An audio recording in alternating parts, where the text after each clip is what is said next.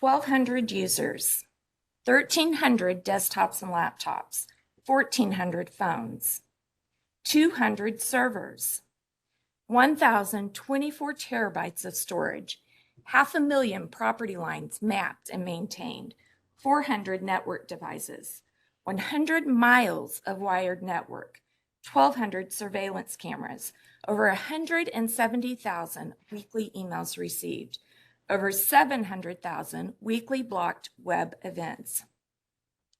These are just a few examples of the volumes and kinds of technology information systems supports. And the starting point to facilitate help for these or any of your technology needs is through the help desk. Good morning. I'm Angela, the help desk manager for information systems. I've been at the county for 29 years and the last 21 years in the IS department. Today, I'm going to share with you general information about the help desk, processes for opening a work order and the typical work order flow, and how you as a user can assist in the support process. The help desk is available during our normal operating hours, Monday through Friday, 8 a.m. to 5 p.m. If you have an after-hour emergency, emergency support is accessible through your department head or office holder. You may recognize this as James or JJ. JJ is the face of the help desk. He's a PC technician. And it's a beautiful thing. Over there in the corner. He's a PC technician, and his main responsibility is helping you through the help desk. Now, whenever he's away from his desk, or if he's assisting other users, there's always going to be somebody monitoring the methods of contact for the help desk, typically another PC technician. I opened with these examples this morning because I wanted to visually connect the numbers to some of our technologies. Because even though I've worked at IS for 21 years, I'm still very, very impressed with what our department does.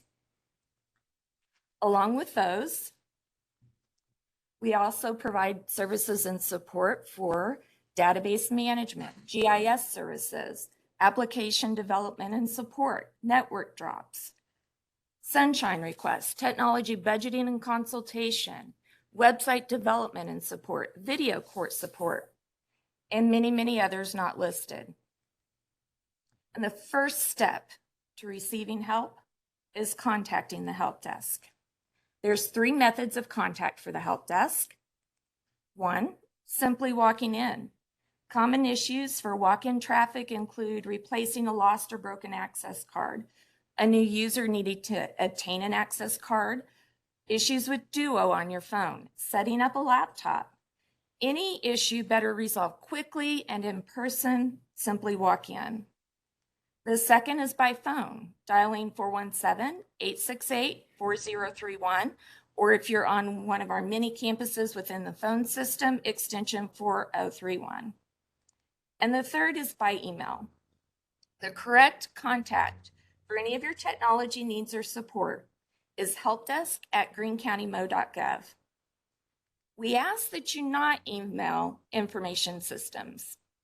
Information systems sends an email to our entire department.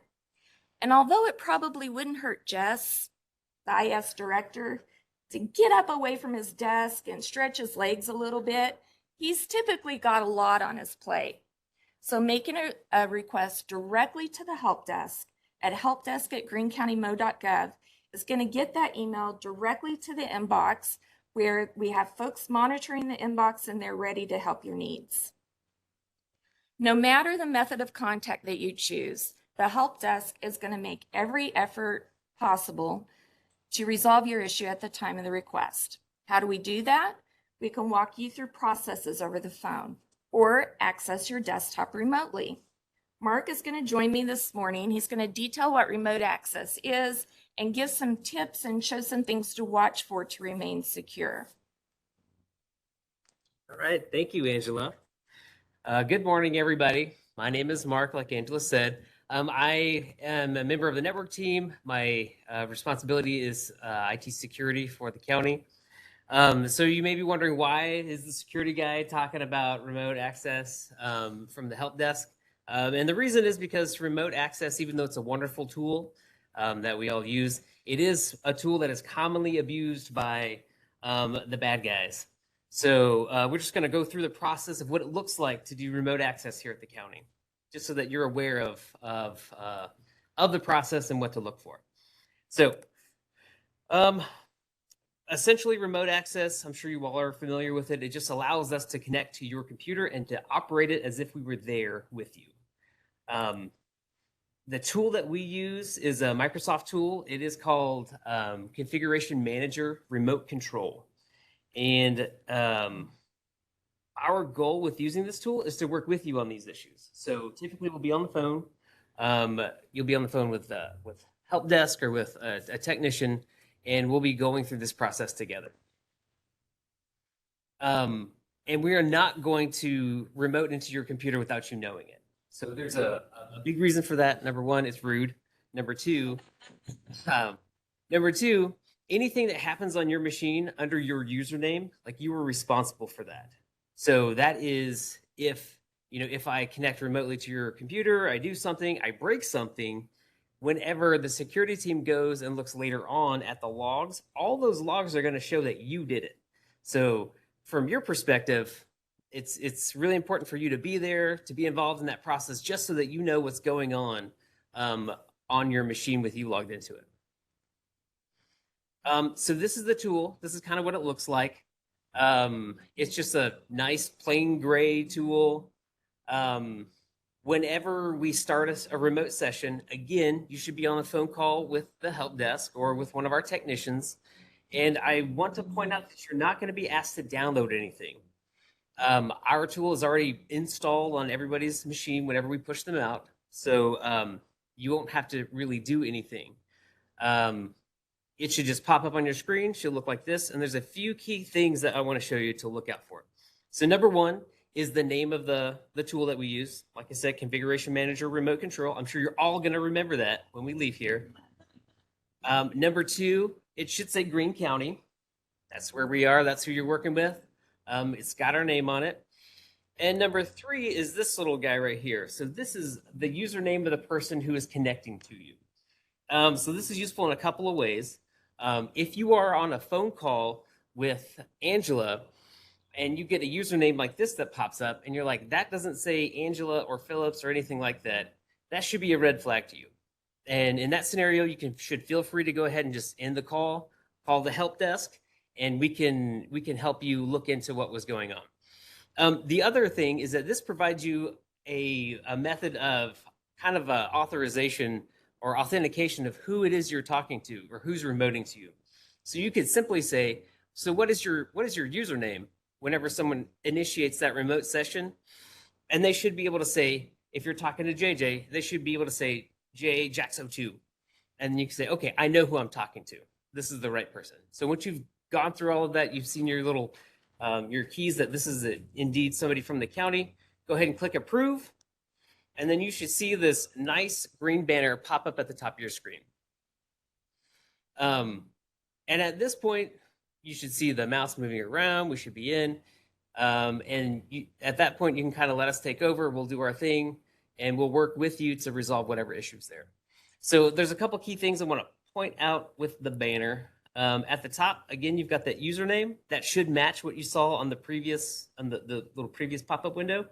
But you also have this handy little X right there. So if at any time you need to end the remote session, you're in complete control of that. All you have to do is click that X, and that terminates that session. And oftentimes, whenever we're finished working together on whatever it is we're working on, we'll just click that X ourselves, and that disconnects the session. So you are in control of the remote session. You approve it, you can end it, and you should be on the phone with one of us while you do it. Here's a few examples of what remote access does not look like here at the county. So the picture on the left, if you see pop-ups, you see something flashy, anything like this, warning you to call the help desk immediately, that is definitely not us. As you saw, we are very plain. very plain gray. If it's not like that, then call the help desk and let us know.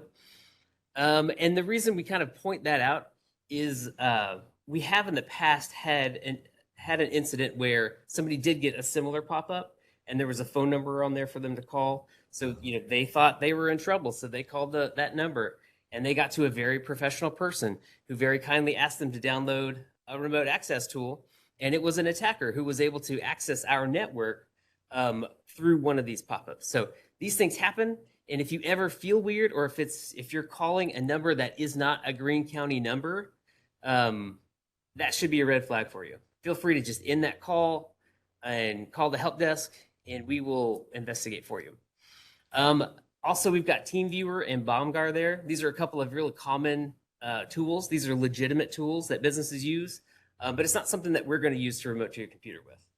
So if you're on the phone with somebody who's supposed to be helping you out, you think it's the county help desk, or you think it's one of our technicians and they ask you to download TeamViewer or start a BombGuard session, just feel free to end the call, contact the help desk, and we'll start investigating for you. So if it's flashy, if it's fancy, it's not us. And you should always be talking to one of us over a county number. So that's it for me. Thank you, Angela.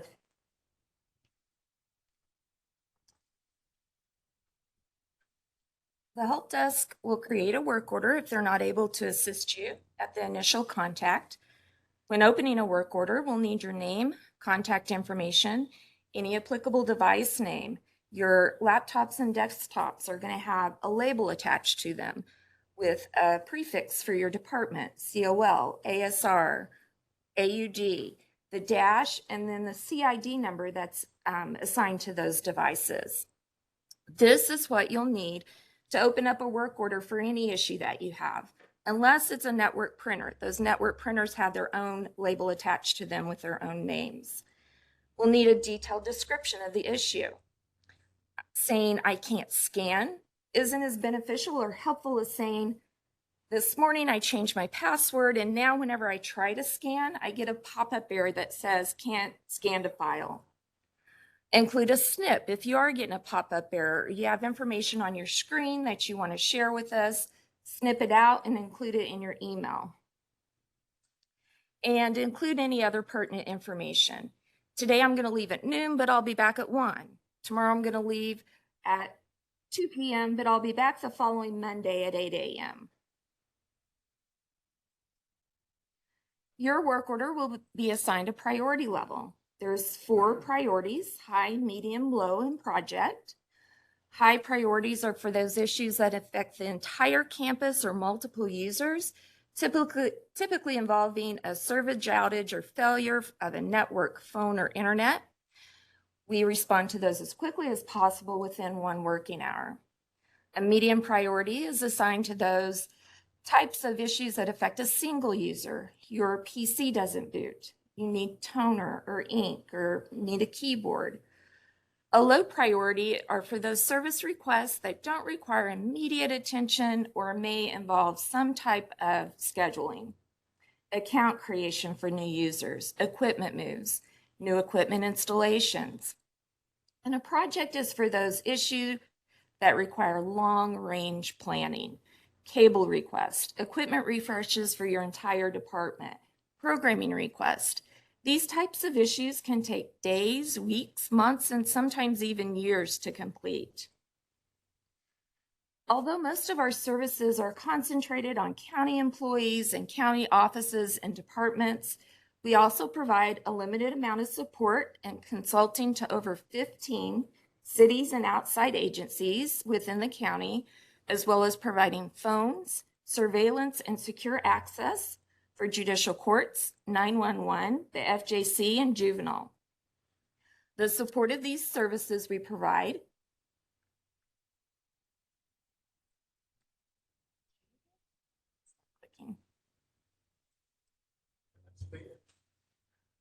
generates 400 to 500 new and ongoing requests each month. As you can imagine, for the help desk to coordinate support of this magnitude, we need help from you as a user. To assist the support process, we ask that you Provide detailed information when you're opening up a work order, including your name, contact information, device name, printer model, and a detailed description of your issue. Make every effort available to communicate with the help desk and any other staff as needed. Communication both ways is a key component in the troubleshooting process. We also ask if you open up a work order and for whatever reason your issue resolves. That happens quite often. Reach back to us, simply give us a call or shoot us an email and let us know that it keeps those techs from working on some type of issue that is already resolved, and then they can move on to the next support request. Notify the help desk to schedule any predetermined assistance. And exercise patience by understanding the volume of requests that the help desk gets each day and understanding our need to assign priority levels and for scheduling. Following these basic processes given today will be very important when we continue to ensure that we continue to provide quick responses to you and have an effective workflow, especially when we move. If you haven't heard, we're moving to the Greene County Public Safety Center, 330 West Scott Street. How is this move going to affect you as a user? We don't really know yet. We imagine that it's going to involve a little bit more planning and scheduling on both of our parts, and a little patience and flexibility as we work through things and try to figure things out. For example, planning ahead the technology in this room. As it becomes more popular and more people start to use it, we found more occasions of people running down to the help desk, and they're kind of in a panic because they've got a presentation this morning and for whatever reason, the equipment's not functioning like they expect it to, or they can't access their file, and they're just, their presentation's getting ready to start and they're kind of in a panic. So planning ahead, if you have a presentation that that's going to happen, it's scheduled, arriving 30 to 40 minutes early, turning on that equipment, making sure everything's functioning, you can access your file. And if it's not, give us a call and we'll have time to respond and fix those issues.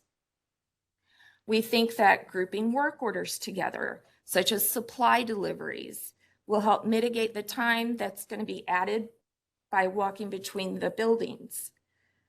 Possibly gathering the support requests daily and making a PM run or maybe an AM run the next morning, or utilizing interoffice mail more often. Although we know it won't be a seamless transition because we'll be further away and it's simply going to take a little bit longer to respond, we feel that planning ahead, scheduling, and grouping work orders together will go a long, long way to helping ensure you continue to receive the same type of support that you've come to expect. If you're not familiar with the PSC, it is about a 10-minute walk from here to where we'll be located on the first floor and in the basement. It's across Boonville, down north to the corner of Scott and Boonville. These are the main doors to the campus. They're typically locked and locked throughout the day. But once we move, your access card is going to gain entrance to this building. There's a card reader there, so you take your access card, swipe it, and you'll gain entrance. If for whatever reason you're still not gaining entrance, there's a video doorbell button there. Push that, and you should be able to obtain access. Once inside, you'll see the PSC reception center, the lobby. You'll go to the end of that little lobby to that dark gray wall. Take a left, and immediately to your right, you'll see these glass doors. There's an access card reader there as well. Swipe your card, and you'll gain access to the interior hallway. Once inside, you'll follow these blue arrows. Now, there won't actually be blue arrows when you're over there, but for these purposes, follow those blue arrows. You'll pass the classroom and the cafeteria. Those are the rooms that HR utilized last week for the wellness fair.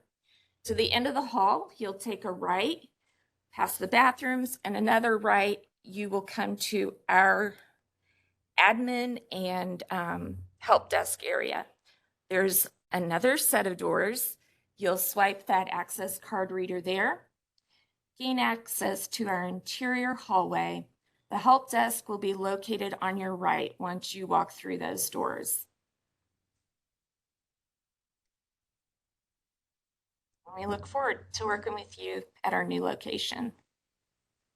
If there's any questions about the help desk or network, Mark's going to join me. Desktop operations, Jason's going to join me. If you have any questions at all, feel free. Jason?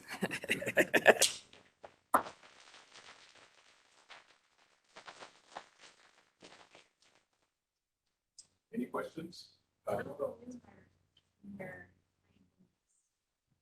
It would be the same process.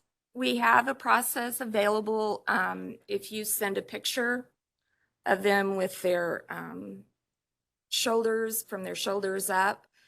We can process it that way and send it through interoffice mail, but they will need to come over if you need to do it in person. But some people have to escort them over because they won't have permission to get in. Yeah. And typically they're escorted to the help desk anyway.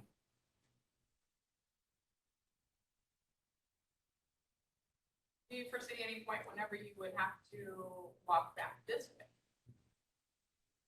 To this building?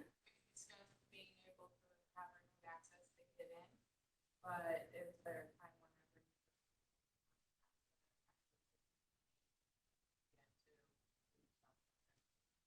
whenever? Oh, we'll be in and out all day long. Anything else?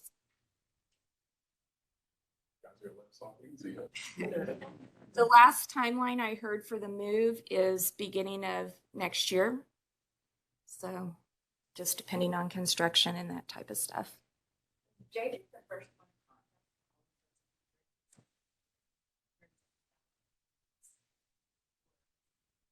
It depends. I mean, he probably sees it a lot sooner, but we got a lot of people that check in that location for those emails. So, you know, JJ may be the first one to see it, but there's, you know, we all see it actually. So.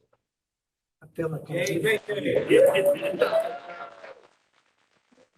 I'm getting behind it now.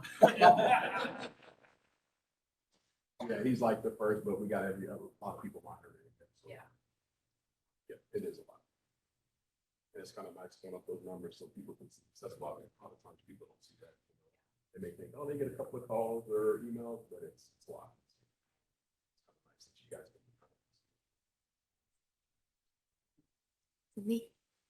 Can you give an example of maybe a couple of long-term projects that you're kind of working on, a new project, one of the priorities, and give us an example of maybe one or two of those? Mark can probably fill in a lot of this. A lot of times we have like server refreshes we got to do. We're constantly building out IDFs and things like that. So a lot of the times, you know, that takes a lot of research to do. Transferring over all that data takes time.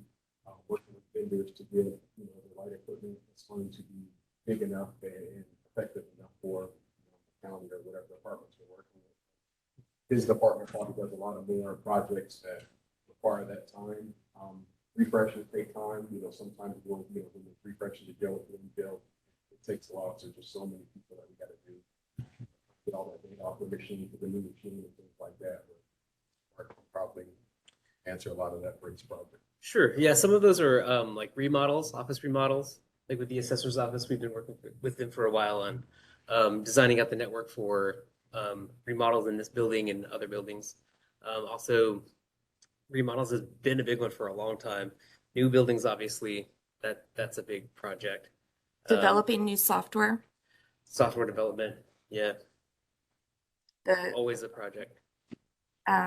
our guys are currently developing new help desk and work order software for us, and that's taken some time to develop. The equipment refreshes that Jason mentioned, to stay on schedule, to refresh all of those 1,200 plus devices that we have a year, we have to do, you know, 400 a year.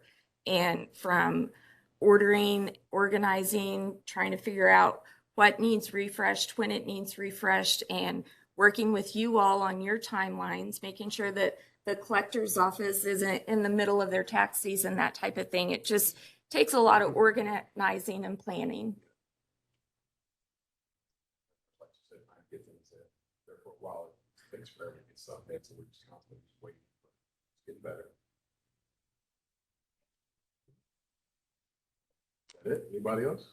If that was an example of a project, what would be an example of a Internet outage, a phone outage. Yes. Yeah. Anytime you got phone outage, that's critical to us. Internet access is critical to us. A lot of people have, software things that go through that internet, so if that's down, we're in trouble. So we try to do our best to keep you guys up and running. And there are times where it's down. And out of our control, it may be AT&T or SpringNet, the internet services. So Anything, absolutely, that's happened, When lightning comes, we're all crossing our fingers. Shortest little thing, and it's, we got the machine down, equipment won't boot back up, and it's like, okay, panic time. We do our best. Do you have a random example of medium and low?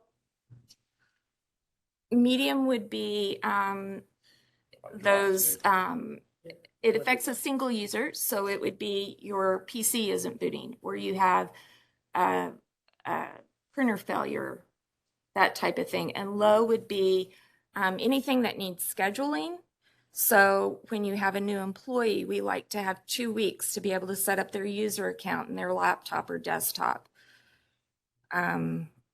Equipment installations, equipment moves are a big, big thing. So do you want to? Yeah, equipment moves is important. We like to have as much time as possible. That's stuff that has to be scheduled. One of the kind of things that we kind of run into sometimes is, we're in office moving one person. They're like, oh yeah, I got this printer, this printer. Well, now we're in trouble. That puts us behind a little. So now they're expected to be one computer. Say it takes an hour now, that tech's on for 2 or 3 hours because all this other stuff came up. So to us, it's very important that you guys schedule it as much time as possible to give us.